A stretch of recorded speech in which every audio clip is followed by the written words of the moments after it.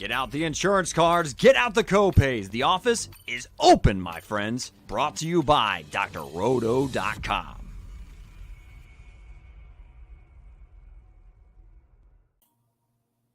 Welcome back, fellow breadheads. I hope you had a great holiday filled with cheers and green screens. I am Chris Napier. I will be your host today. I'm filling in for Jay tonight, so look at me. Look at me. I'm the conductor now. That's scary. That's scary. Yeah, there you go.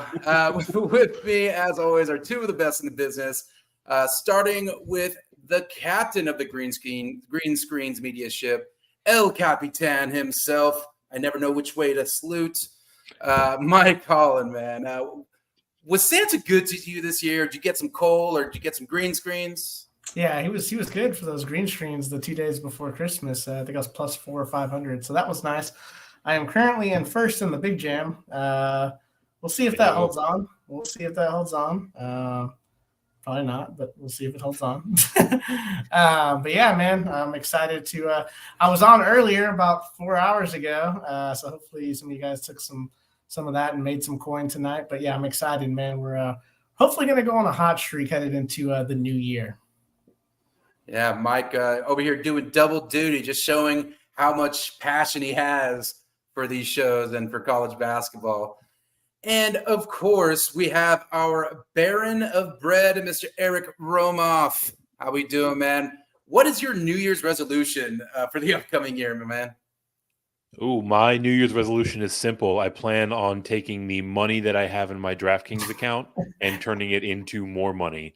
And if you watched our guy Mike Cook on his live before lock show, you're seeing a lot of flames next to that core four. So not currently sitting in first place like some people, but I am sitting with all of my builds over the pay line. So knock on wood, we're geared up for another profitable night, and we're going to try to do the exact same thing tomorrow. Absolutely, man. That's all we want is more money. That's why we do these shows, and that's why we do this for our breadheads. Moving on through this, man, I just want to say thank you for the comments already. We have Taylor coming in, all aboard with those bread emojis. Love it. We also have Mama Rocks coming in, as always, twice in one day. I don't know if I can handle it. We'll see if Mike can as well. But moving on to we have a big slate tomorrow, right? We have a 5-game slate. Ken Palm lines are here. It starts at 8:30 Eastern tomorrow. It's $1K for first big jam. Mike, you want to give us an overview on what we got going on tomorrow? Yeah, looking at it, man. I mean, hell, the slate just came out like 2 hours ago, so I don't know what DraftKings. I guess because it doesn't start till 8:30 Eastern, they were like, "Screw it, we're just gonna be chilling." But it's tough pricing. There's some interesting value options, but nothing that's like super exciting. So we're gonna have to get creative. Probably gonna be living through the mid-tier. Eric, what do you got on this slate? Yeah, I mean, the pricing is really tricky overall, right? Like as we were preparing for the show, there were several guys I was texting you like, what is this guy doing at 9K? Why is this guy 6,500?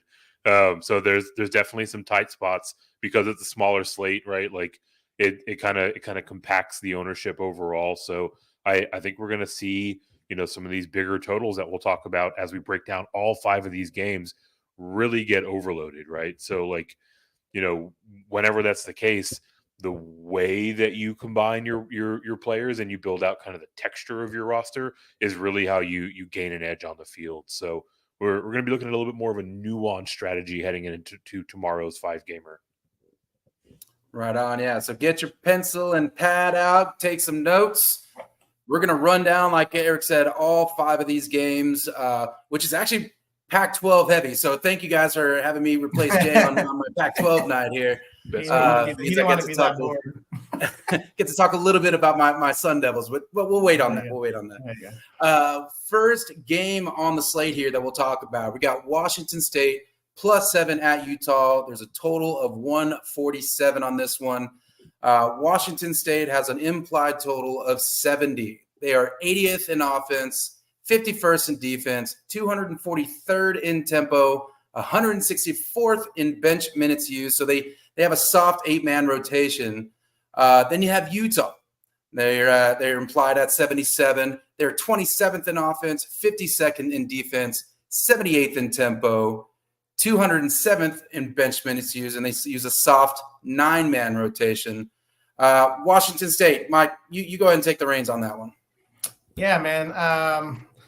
So Washington State's a little interesting for a couple of different reasons. One, I do like Miles Rice. He's a guard. He's 7,100. As I look over and see if the guy's trying to catch me. So I might be a little distracted. But Miles Rice, man, he's an excellent freshman. High usage rate, high shot rate, can chip in some assists, a really good steal rate.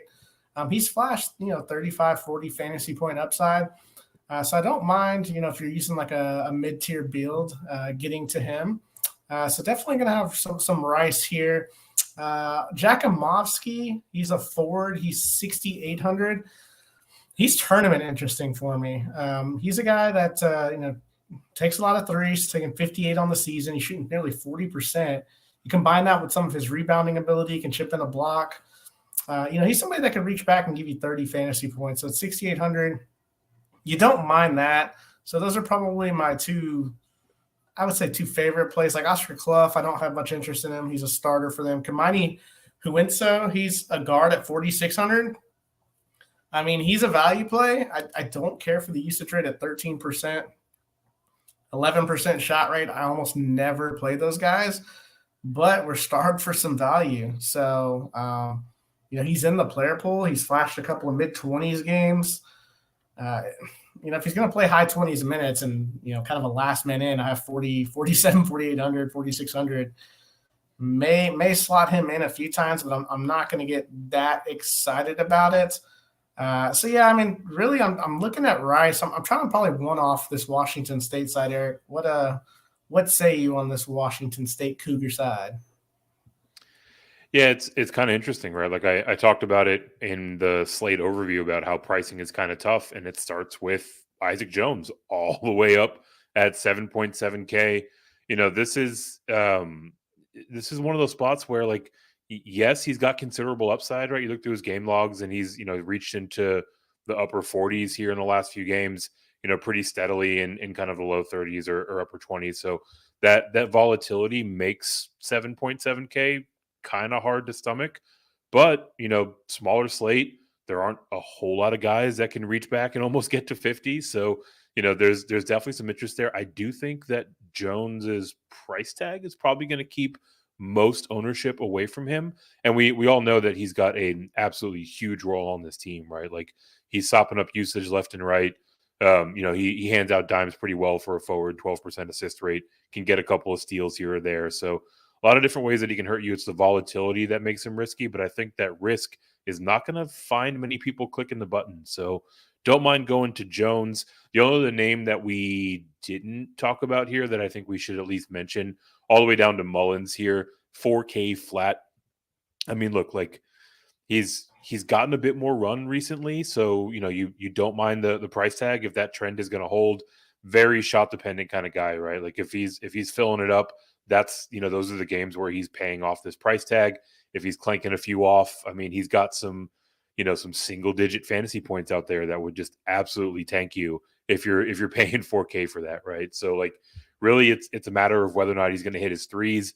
If he does, I mean, that upside is unreal. And where we sit right now, there's not a ton of value on the board. So someone right at the bottom end of the 4K range, I mean, he might be worth a splash here or there. Yeah, of course. Those guys are always game changers where you get them cheap and they way overperform, right? So that's Washington State. Let's move on to Utah here, Mike. Who do you got on the Utes over there?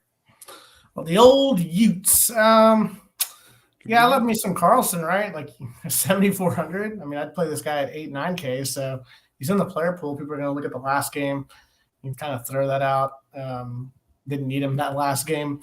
But he's a guy in tight games, and impactful play has shown that he can absolutely dominate this league. So, yeah, I mean, give me a 35, 40, 45 fantasy point upside here at 7,400. You'd love to see it, almost a 30% shot rate. He can get you a double-double. Speaking Eric was talking about Jones. I mean, Carlson has an 11% assist rate too. So the offense plays through these guys when your bigs are shooting, getting a ton of shots and they're able to hand out a few assists. Carlson also a really good shot blocker, and he can shoot three. So there's added bonus points from stocks as well as that half-point bonus for three-pointers made. So really like Carlson. Raleigh Worcester is $100 cheaper at the guard position. I'm probably not going to go there. I like him more when he's kind of in that 6K range. This is a little bit tough to swallow, 18% shot rate, but he's going to rack up assists. He's going to grab some steals. 30 fantasy points at 7,300 is a little bit tougher pill to swallow. You kind of want to get up to like Carlson, get into that 35, 40, 45 fantasy point range to win a tournament. I don't mind him if you're like last man in for a cash game. So mild interest in Worcester only for cash games. Lawson Lovering, he's been going off the last couple of games. I wouldn't go here. He's not. I mean, Carlson and Worcester, much bigger pieces of the offense. Even guys like Madsen and Bajima, like they're more important. I just, he's riding a hot streak right now, and I don't think we need to go here. Because obviously his role in the offense isn't that big. He's playing mid-20s minutes, right?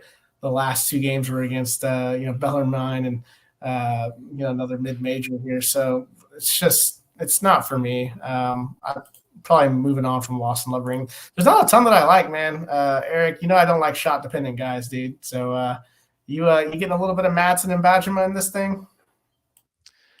I mean, we can talk about them. But before we do, based on this sub 6K price tag and these, couple of 36 burgers that Lovering has put up, I wouldn't be surprised if he's fairly popular. So fading a player like this and, watching him come back to earth is one of the limited ways that we can create leverage on the field overall. So don't mind that call at all. In terms of the aforementioned shot dependent guys, Gabe Madsen checks that box.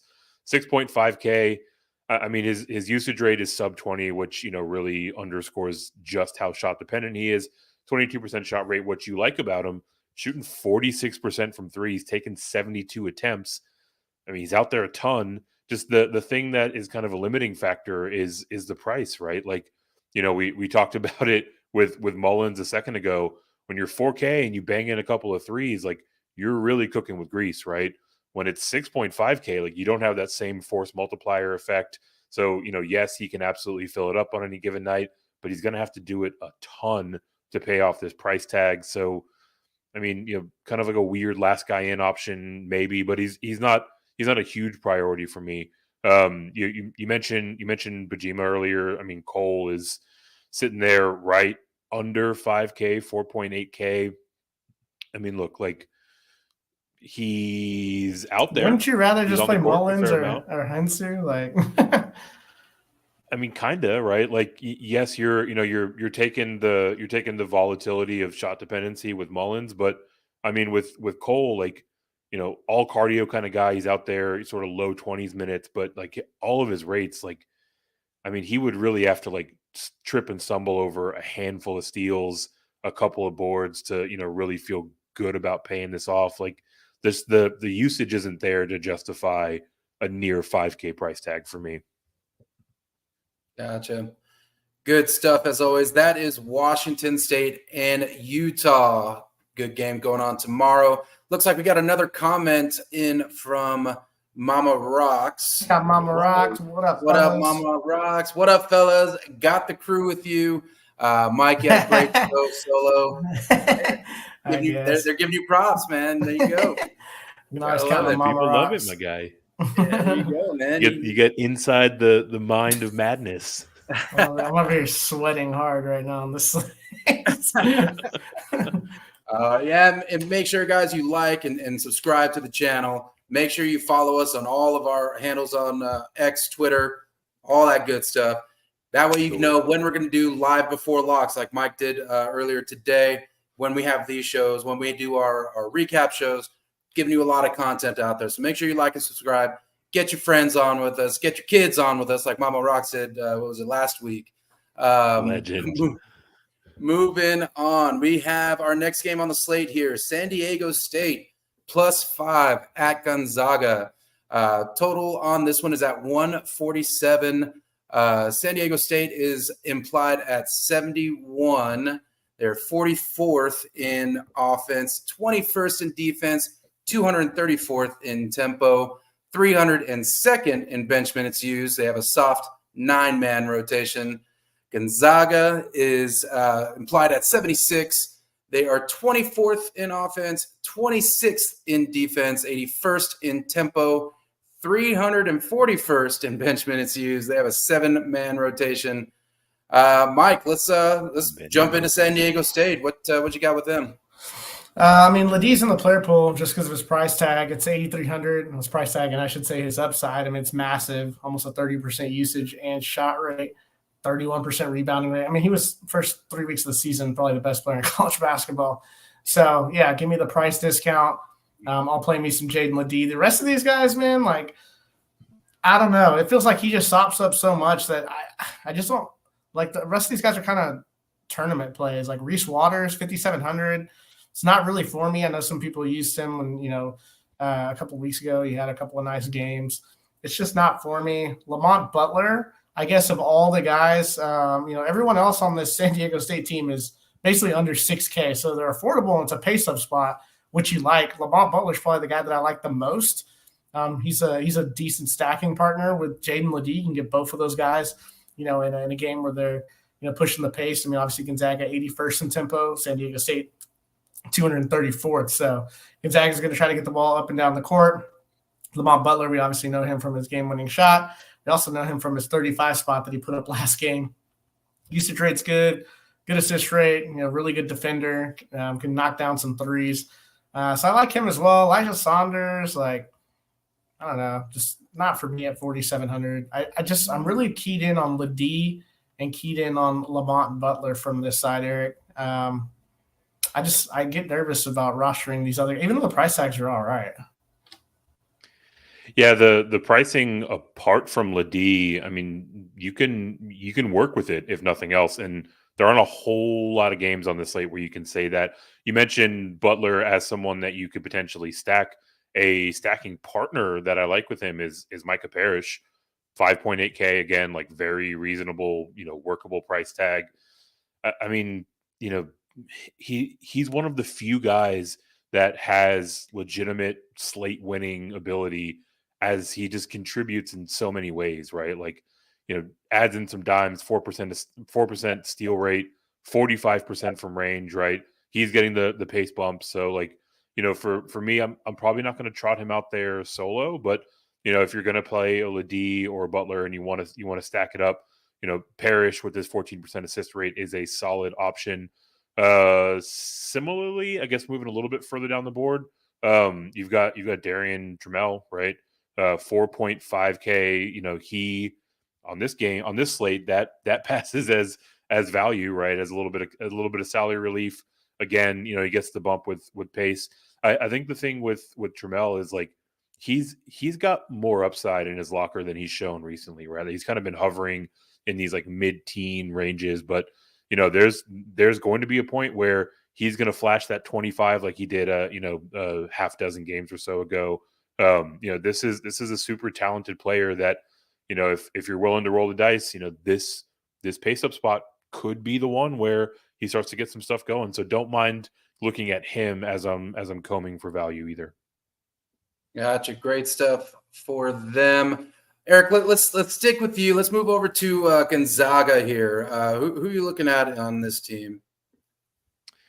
Yeah, the Zags. The thing that we like is they have a bit of a tighter rotation, right? That 7-man rotation that we talked about off the top. A couple of names that jump out to me. Antoine Watson, 7.9K, right? The thing with him, the upside is there and it's legitimate, but he's more of a large field play because of the volatility, right? He can get into the 40s. He's also put up some, 20s and 27s, which just won't do it, at a, near 8K price tag. The thing with him is he usually steps up in big games, right? So, him, maybe EK, one of these guys is looking at, probably a 4 or 5X game in, on this slate. Figuring out which one is probably the difficult part. So feels like it might be a situation where you rotate to 2. Graham Ike, like we mentioned, 7.5K. So you get a little bit of salary relief off of Watson. I mean, he's one of these per minute monsters, right? Like, you look at these game logs, he's barely cracking 20 minutes, but he's putting up 40 burgers, 30 burgers even, right? Like, just let this kid get out there and run. And, he can be an absolutely dominant force.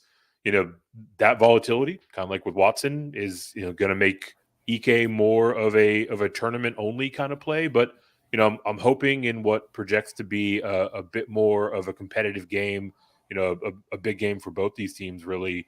I'm hoping we see Ike get closer to 30 minutes. And if that's the case, he's probably the priority coupled with the savings. But I mean, for me with Gonzaga, I like paying up to, their 2 premier options. Mike, are you finding anybody that's a little bit lower down the salary structure that you think might be worth a sprinkle? It's tough with the other guys. Like, I want to play Nimhard. He just hasn't been great, which is weird to say because earlier this year we were like, oh man. So yeah, he's in my player pool, especially for tournaments. You can go to Ryan Nimhard for sure, especially as a stacking partner with spin the wheel on Watson or Ike. So a little interested in Ryan Nimhard. Nolan Hickman's price is really annoying. If he was at in the mid 5s, we'd like him a little bit more. But San Diego State, obviously a really good defensive team, and there's a chance here that this game gets paced down from the Gonzaga side. So tougher defense, obviously, they're going up against. Dusty Schroeder's the other starter. Like, just not for me in this spot. 13% usage, 13% shot rate. I don't know, man. I'm gonna have some just because of we know how good he is, right? I'm gonna play some Nimhard in tournaments, large field tournament only. And yeah, I'll stack him up with a Eco 2-2 here. Like, I'd put a Nimhard with a Watson, flash over to Lamont Butler and Jaden Ledee. So I don't mind it. I don't know that you want to go. I don't know if you want to go too crazy because we got 2 other totals that are sitting 10 points above this total. But it's a way if this game goes overtime and or one of those other games busts, like, this is the perfect game because it definitely could be a game that goes over for sure. Yeah, definitely. Let's see. Looks like we got another comment coming in. It looks like it's from Cam, one of our favorites over here, one of our guys. Yeah. What to do, boys? Mike holding down first in the $5 single. I'm up to 10th, but late game small slip coming. Yeah. Oh man. I'm actually in first in the big jam too. So my current winnings right now, it's a lot of money.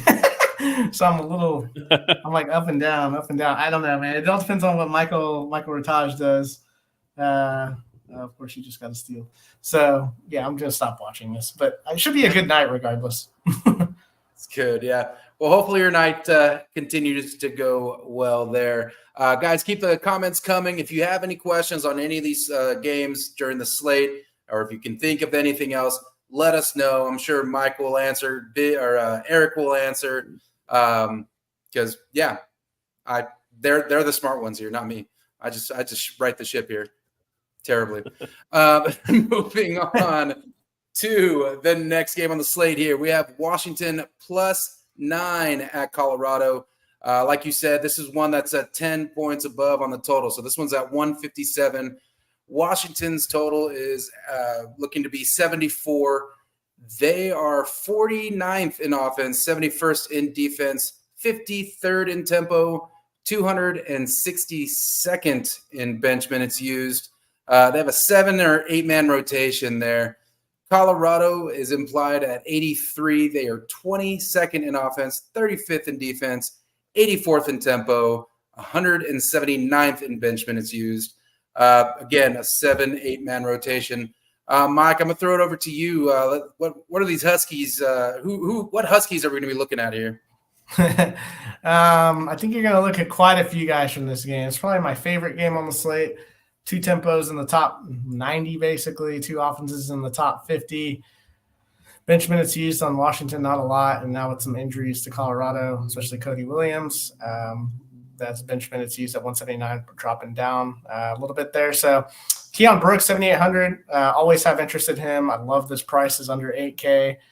I'm going to have a hard time not clicking his name. Had a hard time not putting him in a core 4.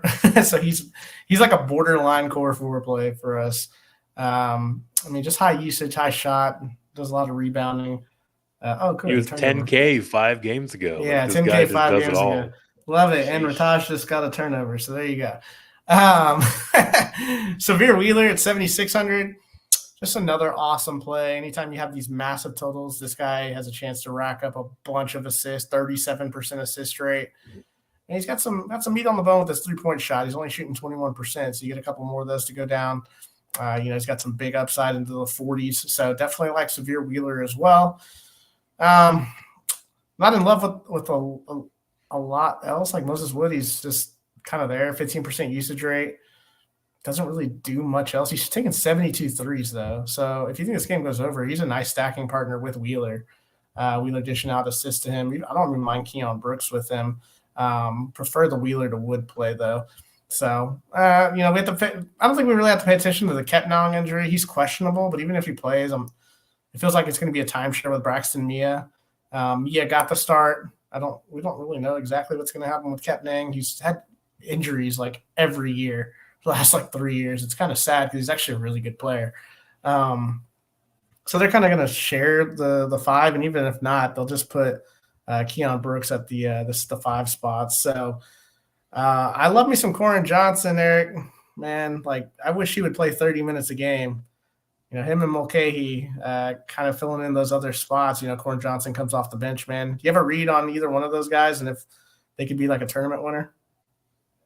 Yeah, I mean they're both on the court of fair amount. Mulcahy more than Corin Johnson, right? And they, despite being priced around the same number overall, kind of the mid 5K, Mulcahy at 5.6, they do pretty different things, right? Like Mulcahy is just not really out there trying to score, right? Like he's a guy that's going to rack up assists. He contributes pretty well in terms of stocks, obviously mainly steals. For me, because of his 27% assist rate, he fits in as like a stacking option in this game. Specifically in large field, right? We like overloading this fast-paced, high-scoring game. So the guy that's handing out the dimes is usually going to see, a pretty good scoring total because of it. And in terms of Corin Johnson, like I mentioned, the exact opposite, 5.2K, he's your microwave scorer, right? Like he gets out there and he just fills it up immediately, right? So, to a certain extent, like you were saying with Moses Wood and his 72 3-point attempts, like if we like this game to score up, if we wanted to get to or even surpass its 157-point total, for the Washington side, like Johnson's probably going to need to score a fair amount, right? So both of these guys are in play for me, but kind of for different reasons. Pick your poison, right? That's kind of what we're looking at with those two guys. Basically. Yeah. And it feels like one of them could be on a large field winner, to be honest with you. This game goes over.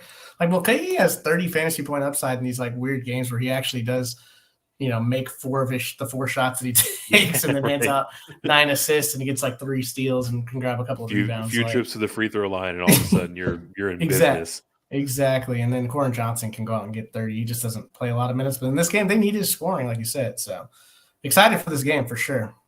Right on. Well, tell you what, Mike, you kind of hold on to the mic here. Let's go over the Colorado guys here. Who you got from the Buffaloes there? Yeah, obviously the massive implied total, right? KJ Simpson at 8,800. I mean, he's a core play. Dude, like high usage, high shot rate, high assist rate, high steal rate, shooting almost 50% from 3. He's been excellent this year. So going to have some KJ Simpson. Tristan Da Silva, he's a weird pivot. And I say pivot, I know it's a different position. But there's been times where I'll play Da Silva and he'll just go freaking nuts. And I typically get it when KJ Simpson doesn't have his ceiling type games. Typically because Da Silva's getting putbacks. You can run your offense a little bit through him at the forward position. Shoots a lot of threes. You can chip in blocks and steals. So he's kind of last year he put up a 51 at 1% during a slate and won me a big jam. So I always have love for Da Silva, and he's got a 53 2-3 games ago. So like he's so interesting for large field tournaments. I know the largest field I think we had them was only like 450, but you mean probably no one's going to click him because you want to get to KJ Simpson. Lampkin's been playing all right. I don't really have any love for really any of these other. I mean, Hadley's price is just too much now. 15% shot rate, 16% usage rate.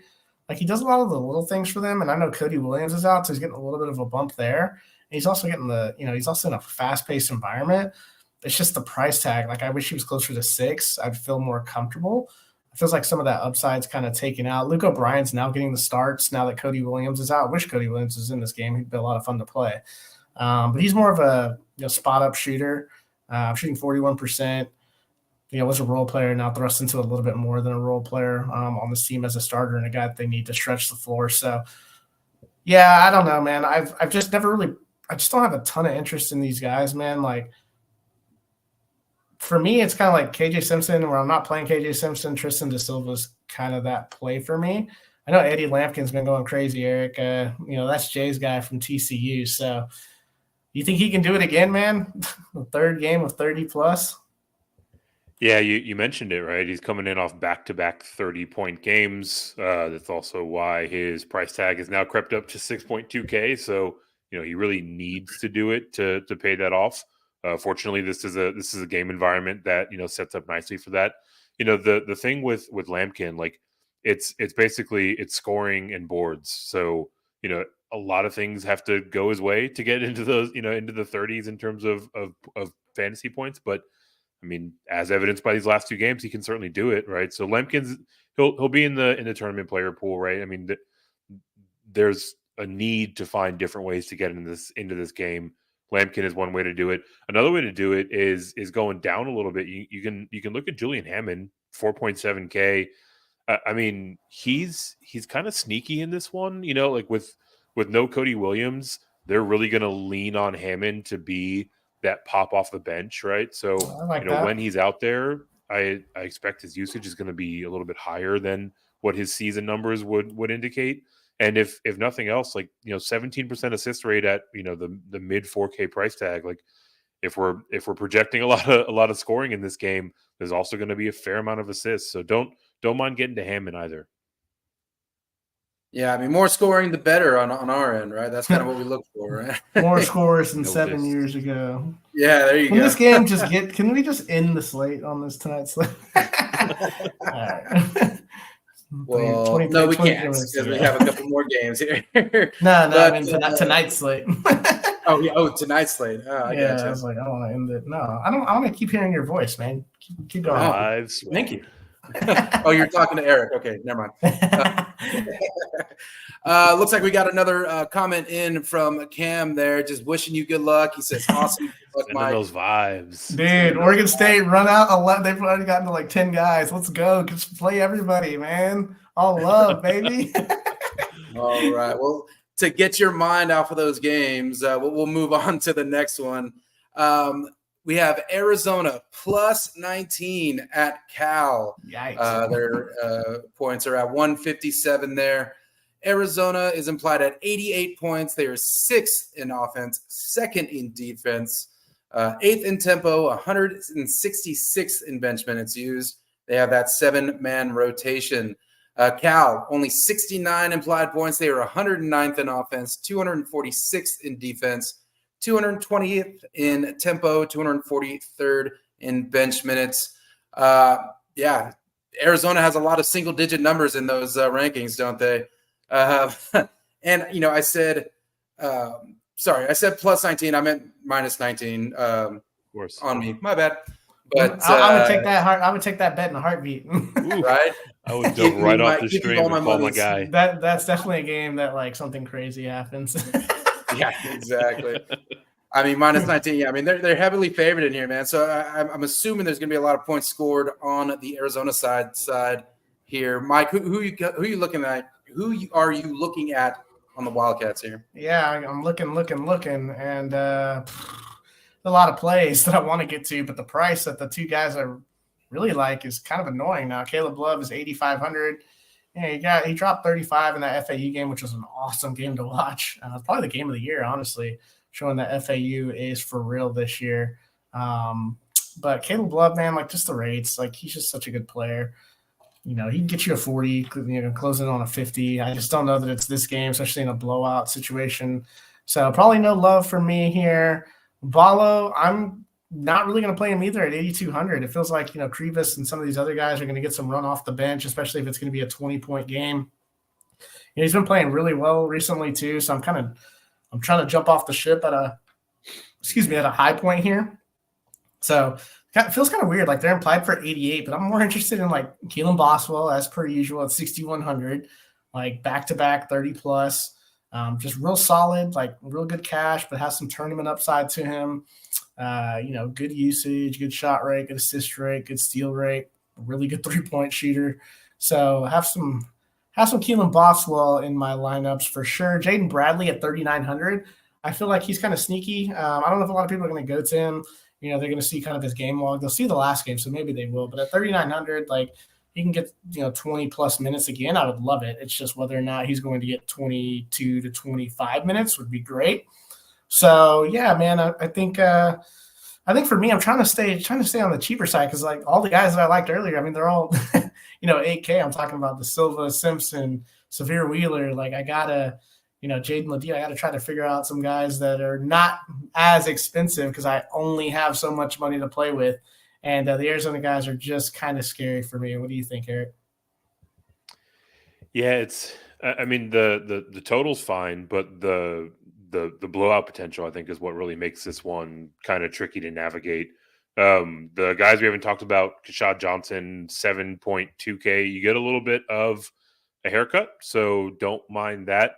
The thing with Key is like he's super volatile, thanks in large part to how many blowouts this team has been in, and also the emergence of Ballo over these last couple of games. So for me, he feels like he's much more of a tournament play.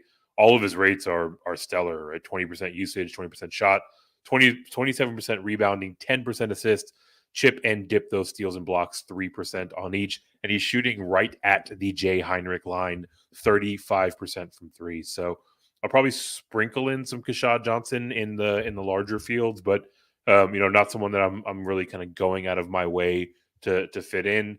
The other name that I think we should probably talk about, Pelle Larsson, someone that we haven't really been playing a whole lot in DFS, but here lately, like he's shown a bit of upside, right? He's 27, 37. He's got a 19 mix in there, and then 34 in the game before that. So that'll do just fine in the mid 6Ks. The question with him is how much the blowout kind of limits his upside, right? If they let some of these bench options get a bit more run, I don't think you need to go out of your way to get here. But the hot hand is kind of a thing. So if you're really looking to get weird, you can do it, but it's probably not for me with Larsson. Gotcha.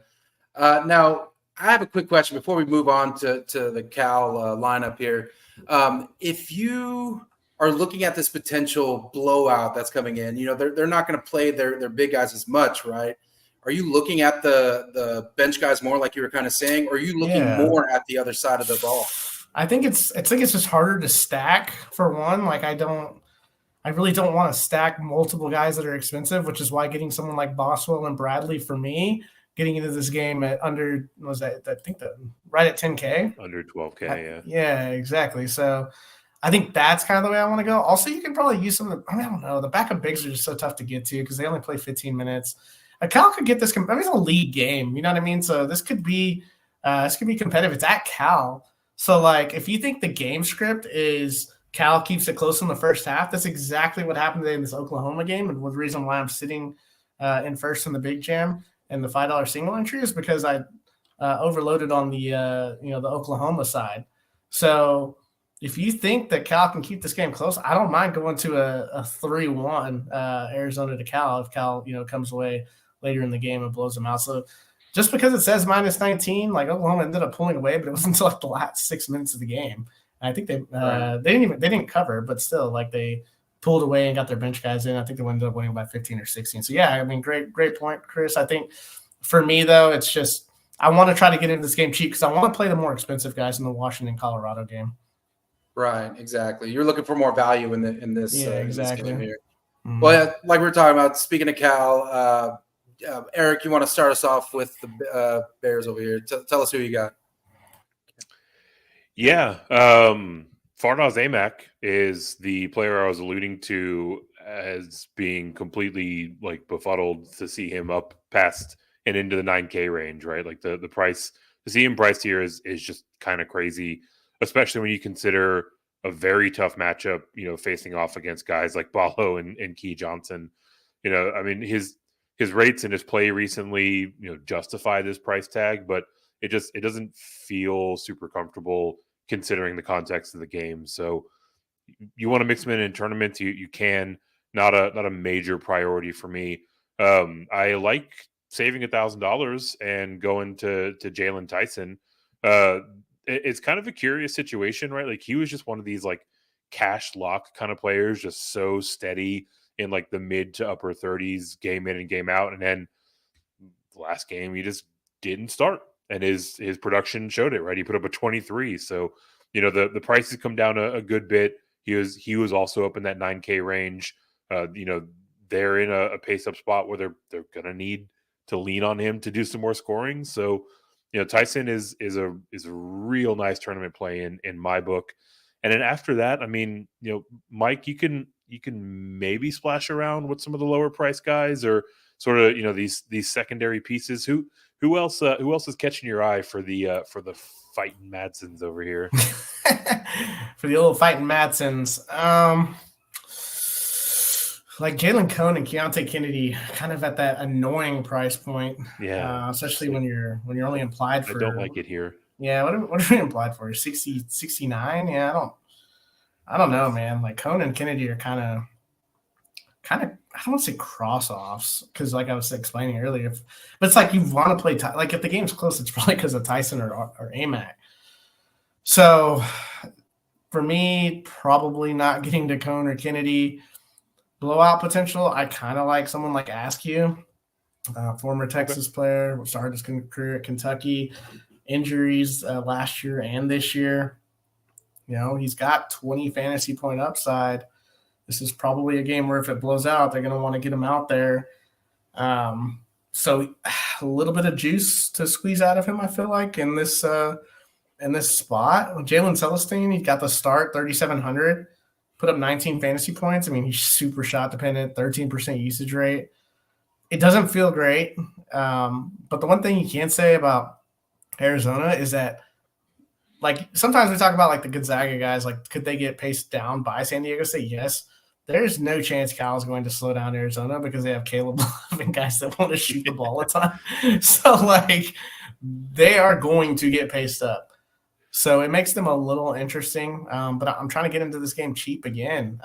Tournaments, I don't mind spinning the wheel on a Tyson or an Amack, but you better probably get to not only Jaden Bradley and Boswell, but you better get up to someone like a Key Johnson or a Ballo or a Caleb Love to go with it, because you're going to want this game to stay close for sure. Other than that, man, yeah, there's just not much else. But Celestine and Askew, they're in the player pool for value for sure. Perfect. Yeah, man. Well said. Looks like we have Mama Rocks in the comments here. Value so thin on this slate. Yeah, absolutely. Which sucks because I just named off all the expensive guys I'm going to play. So I am going to be praying. And you know what's annoying? I'm looking at it now, and I put my best lineup tonight in the $5. So I should have 5 extra points in the $15, but of course I don't. So it's just so annoying. It makes for a better sweat. What are you talking about? Always point, Jason. There you go, man. Oh God, just kill me now in the second half.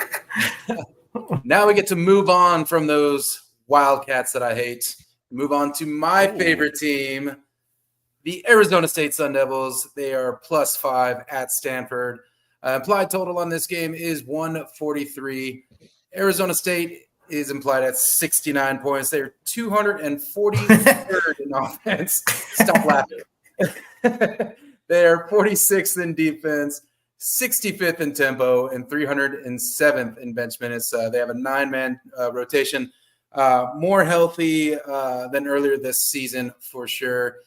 Stanford is implied at 74. They're 95th in offense, 109th in defense, 119th in tempo, and 173rd in bench minutes. They have that 8-man rotation. Mike, stop laughing and let's get through this here. Tell me which Sun Devils I should play, or should I just turn off the game? No. I think they're kind of interesting. First, let's start with Brock Purdy. He's 10,000. Oh wait, all right. That's an inside joke for everybody out there. All right. Brock Purdy's won. Well, first of all, Brock Purdy's made 4 people millionaires this year, which is freaking awesome. Frankie Collins. Not himself though. Yeah.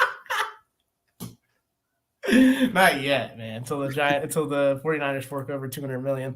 All right. Frankie Collins, guard at $7K. I don't know. I can't get to these guys. I can't get to him. Jemiah Neal, guard forward, 6,400. I can't get to him. These guys are volatile tournament plays. I am trying to get in cheap on this game on this side as well. And Alonzo Gaffney, look, I get it. This is for large field, and I hate that it's not larger than it is tomorrow, but I'm going to have at least one share of Alonzo Gaffney because he can absolutely nuke a slate, and it's just so random. Do not play him. Let me do this, and let me enjoy the 8 fantasy points he's going to put up. But Alonzo Gaffney is in my ridiculous player pool, making one of my 20 lineups. Jose Perez, 6,200. Since your boy, Adam Miller has now gotten his waiver, it's kind of hurt all these guys, man. I did have a little interest in Perez, but, a lot of people got burned by Miller, and we put him in our core. I ended up winning some money because I faded him on some of those. He's 70% and dropped an 8, man. We got to go back to the well, though, on Miller, right? We absolutely have to go back to the well. My day one can't quit you from his LSU days. Absolutely still holding his place in my heart. And I am thrilled that he's coming off of this 8-point spot because nobody is going to go back there. But if you take a little bit of a closer look, 8 points in that last game, played 25 minutes. The game before, he played 30 minutes. He put up 32. And in that 8-point spot, he took 10 shots. If he's going to take 10 more shots at 4.8K and be, largely overlooked, this might be one of my favorite tournament plays, but I'm the sicko that can't quit Adam Miller. If anybody else wants to get their freak on and ride with me, I think it's going to be a fun ride. I think a lot of people are going to get their freak on, man, because I don't know, dude. People get burned and they're like, I'm not doing this again. And honestly, Arizona State is that team. Unlike the 49ers, you want to play a lot of those guys. The Arizona State side, you look up and it's their implied total was 70. Why do they have 54 points scored? It's just so annoying. It looks like I got a couple of comments here. Mama Rock's dropping in. Fork's not looking good on Ken Palm. We got to play a little bit better than the top 200 offense. They are forked. Yeah. Miller will be in 80% for me. Yeah. So my guy Cam's rolling with you. I'm going to put in I'll have him at 80%, and then somehow I'll find my way to 30. And then I'll be waving to you guys as I'm going to wave goodbye to first place here in the second half of the Oregon State game. But anyway, there you go. Let's go, Eric Cam. Come on, man. Don't just because this guy's going to play doesn't think Adam Miller. He's going to be at least 50%, bro. Maybe not. Yeah. Maybe 40. For sure. I'll take the under. DFS players love to chase, right? They see what happened most recently. They think it's going to happen again. We're the opposite, which is why we only win every now and then. Yeah, We're right. contrary. You can't keep doing this. You can't keep getting away with it. Yeah. Well, it's funny that you say about the point totals and everything like that, because I think it was last week, Arizona State was playing, I forget who. I texted you guys at halftime and said, Sun Devils have only scored 13 points in the first half. Yeah, I think it was that halftime game. Oh, my God. Yeah. But anyways, moving on from my Sun Devils that just disappoint me. Going into Stanford. Mike, why don't you get us through Stanford here? Who we looking at? The news we have to look at. Spencer Jones is questionable again. Lower leg injury. That doesn't sound great. So I don't know what we do with him. But if he's in, like you want to play him because he's 6,300. Spencer Jones, he's a guy that can get 40 fantasy points, high rates. But if he's out, a bump to everybody else on this side, especially with a team at home that's implied for 74 points. Arizona State's good defensively. Now we make fun of them for their offense, but they're top 50 defense. And the times that we've played these guys against Arizona State, like they just muck the game up. Make it real ugly. Look at Northwestern. Look at some of these other guys that they played, and it's just been like grind out sessions. So I'm gonna be real careful here. Brandon Angel, large field option only. You don't need to go here. He's just kind of interesting. Jared Bynum. I don't know what's going on recently with this guy. He should be able to put up 30 fantasy points on this team. For the big jam, I'll have a share or two of him because I know his upside. Like we've seen it multiple times over the years, even this year. So I have a slight interest in tournaments for Bynum. Andre Stojakovic, yes, that's Stojakovic. Kind of starting now with Spencer Jones, dealing with whatever he's got going on. He's 5K, but really, like, I don't feel like any of these guys are that playable, man. Like, I'm not excited about this game. It's in the Hammer game, which is so annoying because I always get run down by somebody that goes 3.2x, which is going to happen tonight. But like, it's just, I don't know. It's just kind of meh for me. Like I'm kind of with Eric. Like it's Adam Miller. Maybe that's it for me on this slate, man. Eric, like, is there anybody else? Are you interested in Reynaud? Like, I don't know. I don't get excited about his upside. Yeah, I'm kind of interested. The lack of upside is really the thing that makes it hard at 7.3K, right? Like he's a really good big man. You like what you see in terms of his rates, 26% usage and shot, 30%, 34% rebounding. So he's cleaning up the glass. He facilitates pretty well for a big, right? 13% assist rate. I think he's in the tournament pool, and I think he's a player that you can feel pretty good about getting into the high 20s, low 30s with, but kind of like a cash, right? Like it's just, like where's the 40 in there? I say he's in the tournament pool because it's a short slate, right? So like finding a guy that can contribute in that way is not nothing, but yeah, it's just it's kind of a bummer that he hasn't popped that upside. I mean, for the rest of Stanford, like who? Mike Jones, 6K flat, another shot dependent guy who's out there a ton. I mean, like I try my best not to make my living playing 6K guys that need to fill it up a ton, right? Like that's much more of like a 4 to 5K play kind of consideration. So I mean, you can do it. It's not for me. Watch him hit 6 tomorrow. Yeah, dude. Like take $1,200 off his price tag and I'll consider it. And right. Now he's about to have like his Kobe Bryant like 81-point game tomorrow. Just everything going through. But I'll be on the sidelines when that happens with Mike Jones. Mike Jones. Perfect. That is Arizona State and Stanford, where ASU will probably get pummeled. We have one more comment here. Looks like it's from Cam. Where do you guys get your usage percentage stats? That would be good old $21.99. I actually just renewed my subscription today. Ken Palm. It is like looking at the Matrix. When you first look at it, it's terrifying. I got it about 3 years ago, and then it's just like I was texting Eric the other day. I was like, I'm seeing DFS in like a whole other dimension right now.